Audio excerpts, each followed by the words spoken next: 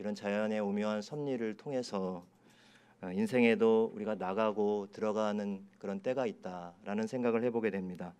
새삼 하나님과 사랑 앞에서 또 모든 하나님이 창조하신 자연의 질서 속에서 우리가 좀 더 겸손하게 살아가야겠다라고 하는 다짐을 해보게 됩니다. 이렇게 무더위를 뚫고 예배를 사모하며 나온 여러분들께 우리 주님의 은총과 평화가 함께 하시기를 간절히 빕니다. 지난주부터 시편의 말씀을 이 묵상의 숲길이라고 하는 그런 주제를 가지고 함께 나누고 있습니다. 우리가 숲길을 걸어가다 보면 각종 나무와 동식물과 흙과 바람과 돌 이렇게 만나게 되는데요. 그런 것처럼 우리 다양한 삶의 자리에서 하나님께 올린 기도와 찬양에 모여서 시편이라는 말씀의 숲을 이루었다라는 생각을 해보았습니다. 오늘도 저와 여러분이 함께 이 시편의 묵상의 숲길을 거닐면서 참 소란하고 또 요동치는 이 세상에서 우리의 삶의 기초를 오직 하나님의 말씀 가운데 또 그 말씀의 터전에 깊숙이 뿌리 내려서 지난주에 나눈 말씀처럼 우리가 시냇가에 늘 푸른 나무처럼 그런 삶을 살아가시는 저와 여러분들이 되시길 바랍니다. 오늘은 이어서 시편 2편의 말씀입니다. 지난주에 시편 1편은 복 있는 사람은 이라고 하고 시작을 하고 있는데요. 오늘 시편 2편은 그 또 복이 나오는데요. 모든 사람은 다 복이 있다. 어떤 사람은 복이 있다. 복이 있는 사람에 대한 이야기가 다시 나오고 있습니다. 그래서 학자들은 이 시편 2편을 시편 1편과 연결시켜서 바로 복 있는 사람에 대한 또 복 있는 삶에 대한 시편 전체의 서론으로 보고 있기도 합니다. 그런 의미에서 지난주 나눴던 시편 1편 말씀을 우리가 다시 한번 짧게 정리하고 넘어가는 것이 좋겠습니다. 시편 1편은 시편 전체의 주제인 복 있는 사람은 과연 누구인가를 다루고 있죠. 일반적으로 복 있는 사람 하면 우리는 부와 또 명성과 그리고 힘을 얻은 사람이라고 생각을 합니다. 그러나 오늘 시편 1편에서는 복 있는 사람은 먼저 악인의 꾀를 따르지 않고 죄인의 길에 서지 않고 오만한 자들의 자리에 앉지 않는 사람이라고 이렇게 말했습니다. 그러나 우리의 내면을 솔직히 들여다보면 어떻습니까? 우리는 선함보다는 늘 악함에 더 매료되고 그 달콤한 매력을 느낍니다. 죄인의 길에 서기를 좋아하고요. 오만한 자의 자리를 탐합니다. 만약 우리가 이렇게 타락한 본성에 이끌려서 이 악인의 길에 서게 되면 그 결과는 먼저 하나님께서 우리에게 더불어 살라고 하신 또 우리 곁에 두신 사람들, 이웃들을 하나님의 형상대로 지음받은 소중한 존재로 바라볼 수 없게 만들어버립니다. 오히려 그들을 내 만족과 유익을 위해서 언제든지 속이고 이용할 수 있는 도구로 바라보게 하죠. 또 죄인의 길에 서고 또 오만한 자리에 앉게 되면 우리 인생과 역사의 주인이 되시는 하나님의 주권을 무시합니다. 그리고 내가 내 삶의 주인이 되어서 살아가는데 더욱 익숙해질 뿐입니다. 때로 그러한 삶의 순간이 자유롭다고 느낄 수도 있겠습니다만 그러나 악인들과 죄인들과 오만한 자들의 길은 결국 바람에 나는 겨와 같아서 한순간에 흩어지고 망하게 될 것이다. 시인은 이렇게 말하고 있습니다. 그렇기 때문에 우리에게 정말 필요한 것은 과연 무엇인가? 악인의 꾀와 죄인의 길과 오만한 자의 자리에서 우리가 돌아설 수 있도록 우리의 마음과 우리의 영혼을 다 잡아서 하나님의 말씀에 굳게 붙잡아 매는 일일 것입니다. 그래서 시인은 주의 율법을 즐거워하고 주야로 그 말씀을 묵상하는 사람이야말로 복 있는 사람이라고 했습니다. 지난주에 설교 제목이 말씀이 길이 되다라고 했는데요. 바로 주의 말씀이 우리의 삶의 길이 되고 기준이 되는 사람이 바로 진정 복 있는 사람일 것입니다.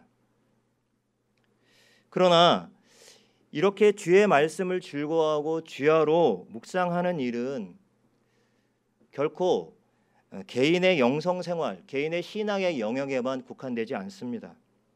왜냐하면 하나님은 오늘 우리 한 사람 한 사람을 찾아오시고 또 우리 한 사람 한 사람에게 말씀하시는 분이시지만 동시에 또 이 민족과 나라와 열방과 온 세상을 다스리시는 역사의 주관자이시고 통치자이시기 때문에 그렇습니다. 그런 의미에서 오늘 시편 2편은 복 있는 사람에 대해서 정의한 시편 1편의 확장편이라고 이렇게 표현할 수 있을 것입니다.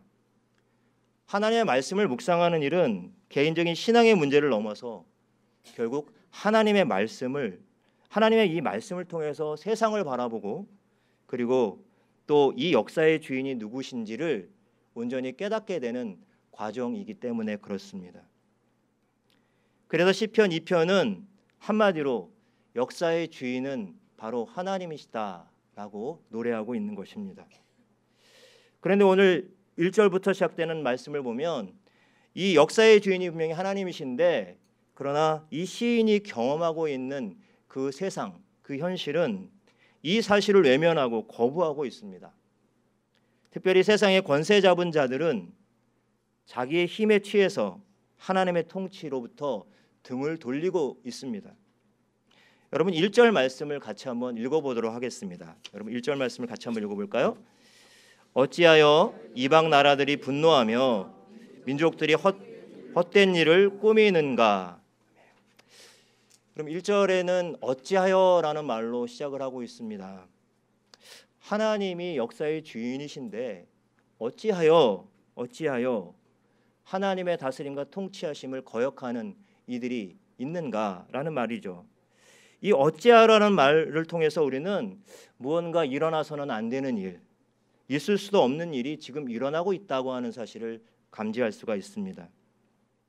그렇다면 도대체 일어나면 안 되는 일, 있을 수 없는 일이 과연 무엇인가요? 여러분 우리가 방금 전에 읽었습니다만 이방 나라들이 분노하고 민족들이 헛된 일들을 꾸미고 있는 것, 그리고 세상의 군왕들이 나서서 관원들이 서로 꾀하며 여호와의 기름 부음 받은 자들을 대적하고 우리가 그들의 맨 것을 끊고 그의 결박을 벗어버리고자 하는도다.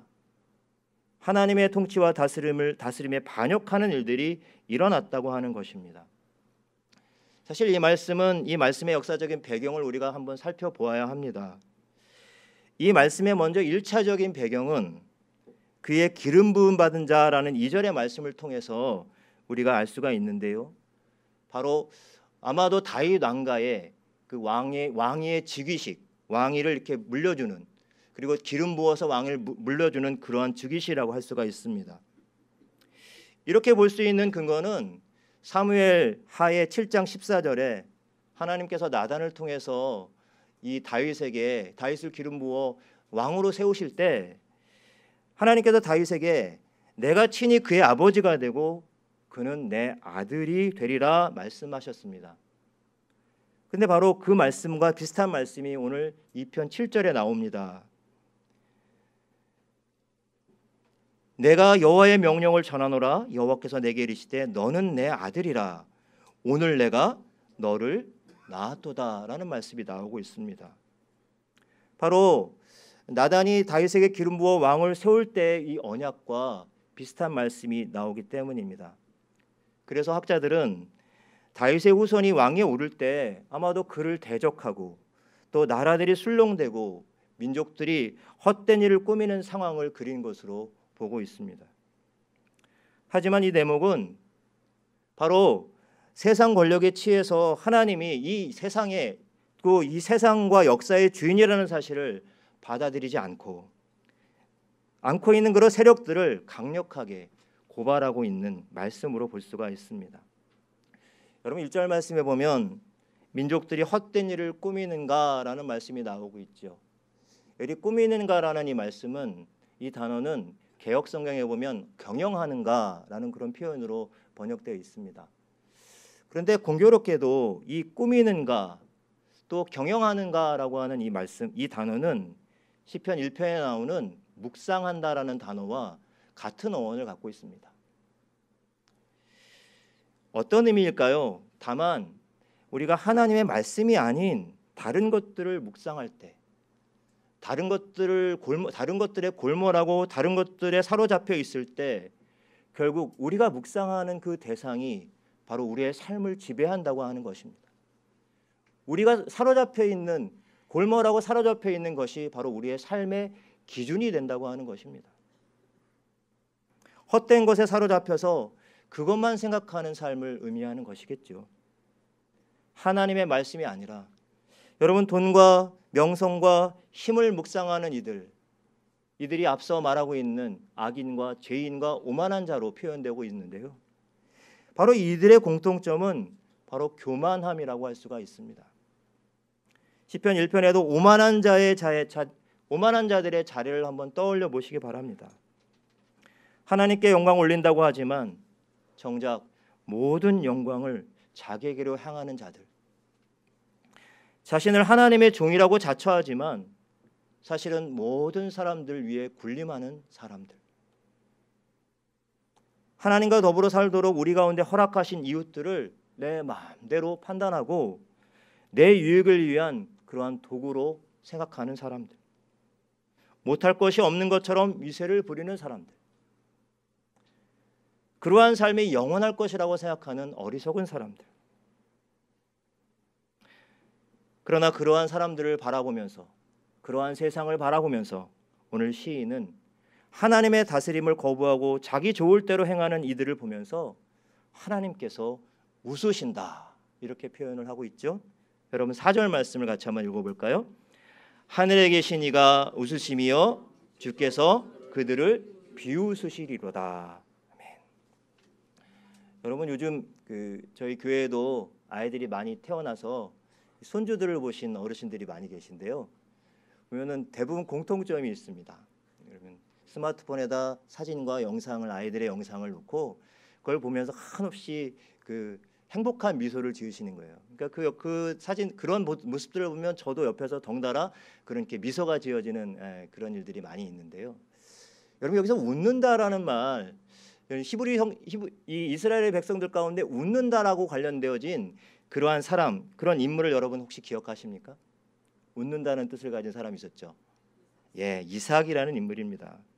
여러분, 이삭이라고 하는 인물은 바로 웃는다는 의미를 갖고 있는데요. 아브라함이 늙음막하게 아무것도 바랄 것 없고 소망할 것이 없었던 때 얻은 이 이삭을 바라보면서 웃는 거예요. 행복한 미소를 짓는 걸 여러분 상상해 보십시오. 그런데 이 이삭이라고 하는 말에, 이것을 이제 히브리어로 이즈하크라고 하는데요. 이즈하크 할 때 이 즈하크라고 하는 것이 동사인데 이것이 바로 웃는다는 뜻입니다. 아브라함이 이 이삭을 바라보면서 웃는다라고 하는 그 의미에서 이삭이라는 이름이 나온 것이죠.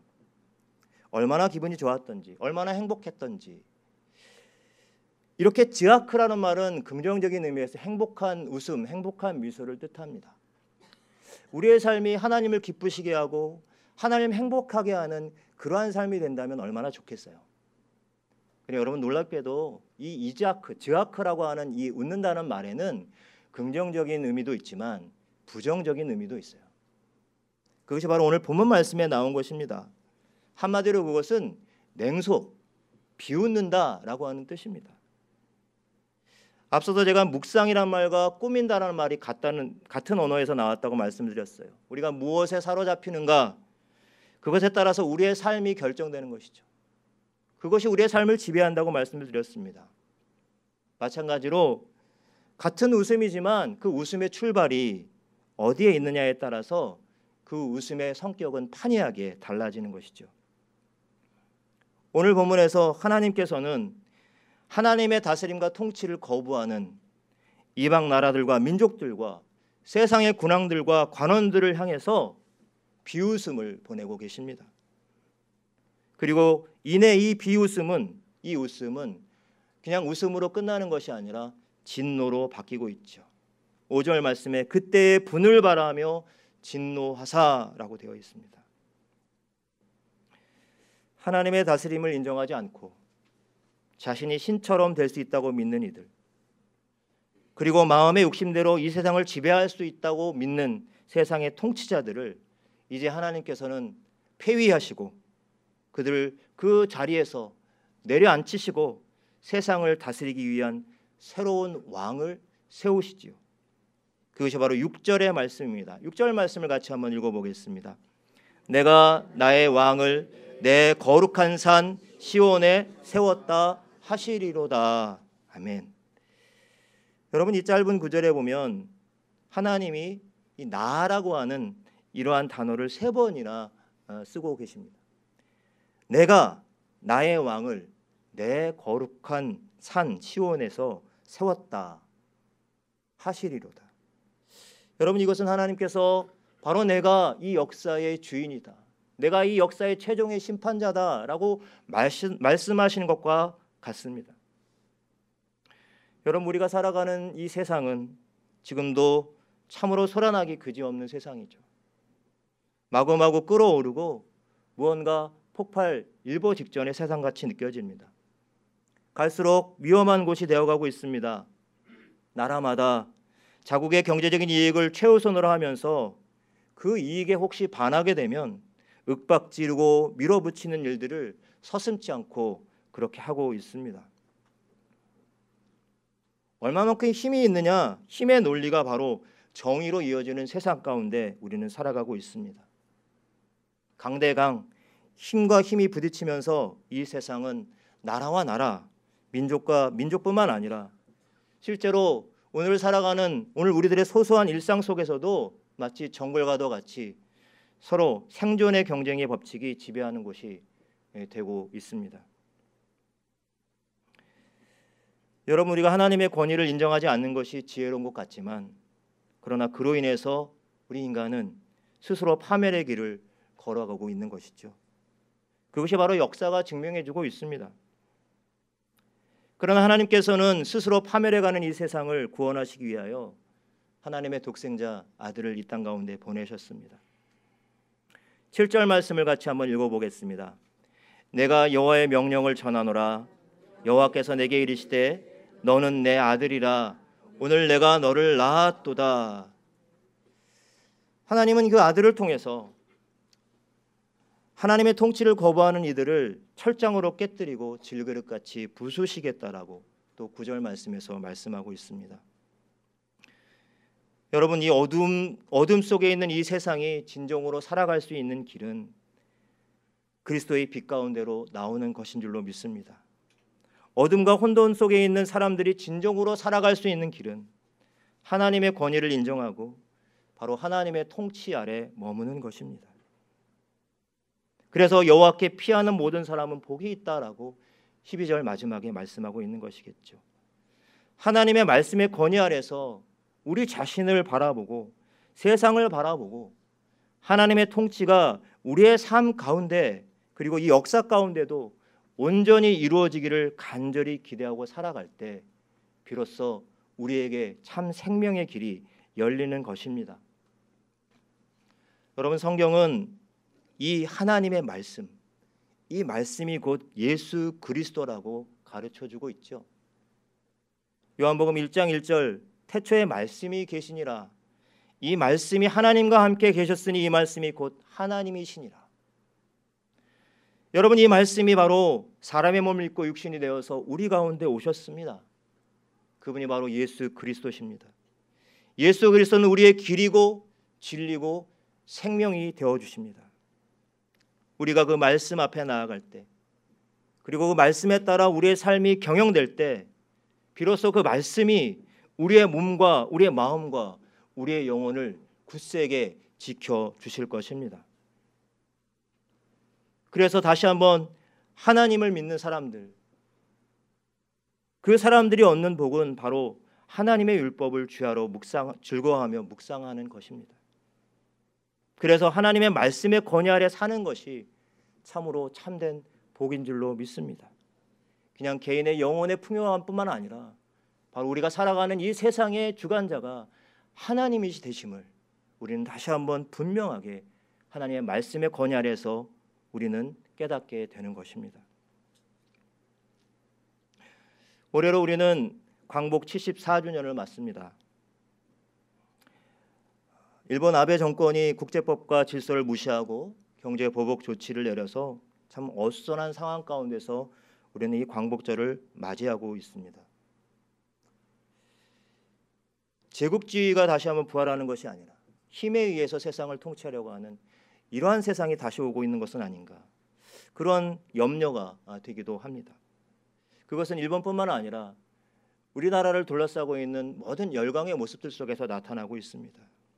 지난달에는 러시아와 중국이 우리나라 영공을 침공했고 북한은 미사일을 연이어서 계속 발사하고 있습니다. 한반도의 주변의 역사의 파고가 높아가고 있습니다. 그래서 때로는 우리의 두려움이 밀려오기도 합니다. 그러나 우리가 잊지 말아야 할 것은 바로 모든 민족과 열방과 역사의 주인은 하나님이라고 하는 사실입니다. 우리가 74년 전에 광복을 얻은 것도 그 해방을 꿈꾸지도 못하던 상황 가운데서 하나님의 역사의 주인으로서 하나님의 의를 행하셨기 때문에 우리는 해방의 기쁨을 맛보아 누릴 수 있었습니다. 이스라엘도 마찬가지였습니다. 노예 상태에서 꿈꿀 수 없었던 해방을 하나님의 뜻 안에서 얻을 수 있었습니다. 이 모든 것이 하나님의 은혜였습니다. 우리 민족의 해방도 바로 하나님의 은혜 가운데 된 줄로 믿습니다. 이제 우리가 처한 상황 속에서도 우리가 꼭 기억해야 할 것은 다시 한번 이 역사의 주관자가 우리 하나님인 것을 고백하는 것입니다. 오늘 12절 말씀에서 그의 아들에게 입맞추라고 하는 말씀이 나오고 있습니다. 여러분, 입맞추라고 하는 것은 바로 절대자에게 내가 절대 복종하겠다라고 하는 의미를 갖고 있습니다. 내가 당신의 종입니다. 내가 당신의 것입니다. 당신의 뜻 가운데서 순종하고 복종하며 살겠습니다. 라고 하는 그러한 결단의 행위일 것입니다. 사랑하는 성도 여러분, 우리 주님께서 우리 인생과 우리의 삶과 이 역사와 이 모든 우주 만물의 창조주이시고 주인이심을 이 시간 다시 한번 고백합시다. 그러나 우리가 조금 더 적극적으로 생각해 본다고 한다면 이 세상을 다스리고 역사를 주관하시는 하나님께서 하나님의 통치 아래 복종하며 그 다스림을 수행할 사람들을 지금도 찾고 있다고 하는 것입니다. 성경 통독 과정에 이 예언서의 말씀을 읽고 있는데요. 지난주 토요일 아침 기도회 때 에스겔서 2장의 말씀을 함께 나누었습니다. 나라를 잃고 절망 가운데 있는 그런 이스라엘 백성들, 특별히 에스겔에게 하나님의 영이 임하셔서 그들 그 에스겔을 부르시면서 인자야 일어나라 말씀하고 계셔요. 앉아 있는 상태에서 그냥 일어난다는 의미가 아니라 낙심 가운데서 주저앉아 있는 에스겔도 다름 아닌 나라를 잃은 백성 중에 한 사람이었겠죠. 심란하고 절망 가운데 있었던 이 에스겔을 찾아오셔서 하나님이 일으켜 세워주세요. 그러면서 그를 깨닫게 하는 게 뭐냐면 내가 바로 이 역사의 주인이다라고 하는 것이었어요. 에스겔을 이렇게 세운 것뿐만 아니라 에스겔을 통해서 다시 한번 이스라엘 백성들을 일어서는 백성으로 삼고자 하나님은 에스겔을 일으켜 세워주신 것입니다. 여러분, 오늘도 이 민족의 현실 가운데 우리는 아파하고 또 엎드리고 기도해야 합니다. 하나님의 아들과 딸로서 하나님의 자녀로서 백성으로 부름받은 저와 여러분들, 바로 하나님의 통치 아래 순종하며 복종하며 이 세상이 하나님의 의로 다스리기를 기대하고 소망하며 나아가야 되겠습니다. 하나님의 통치는 세상의 법과는 세상의 식과는 다릅니다. 세상에서는 힘에 의한 통치가 정의로 통하지만 하나님 나라의 통치는 하나님의 사랑과 공의와 자비와 인내입니다. 여러분, 저와 여러분들은 하나님의 아들과 딸로 부름받은 자들입니다. 하나님의 자녀로 부름받은 사람들은 힘에 의한 통치가 아니라 바로 하나님의 사랑과 공의와 자비와 긍휼의 삶을 살아가야 할 것입니다. 그래서 세상의 이 악한 세상의 질서에 강력히 저항하면서 그 하나님 나라의 일꾼으로 부름받은 그 소명을 감당해 나가는 저와 여러분, 우리 높은 뜻 섬기는 교회 성도들이 되시기를 간절히 축원합니다. 기도하겠습니다.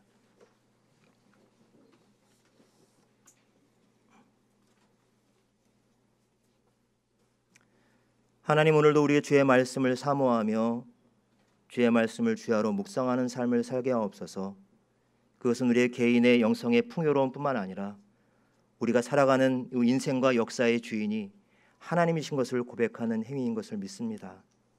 그래서 우리의 삶이 하나님의 말씀에 깊이 뿌리 내리워서 이 역사의 주인이 하나님심을 고백하며 하나님의 의가 다스리는 세상, 그 세상을 향해서 우리도 그조차 살아갈 수 있는 믿음의 삶을 살 수 있도록 인도하여 주시고 붙잡아 주시옵소서. 세상은 힘에 의한 통치가 정의로 자리 잡고 있지만 이 세상의 질서에 강력히 저항하면서 하나님의 사랑과 자비와 인내와 긍휼이 다스리시는 하나님 나라의 질서를 세워갈 수 있도록 우리들을 붙들어 주시고 사용하여 주시옵소서. 감사드리며 예수님의 이름으로 기도드립니다. 아멘.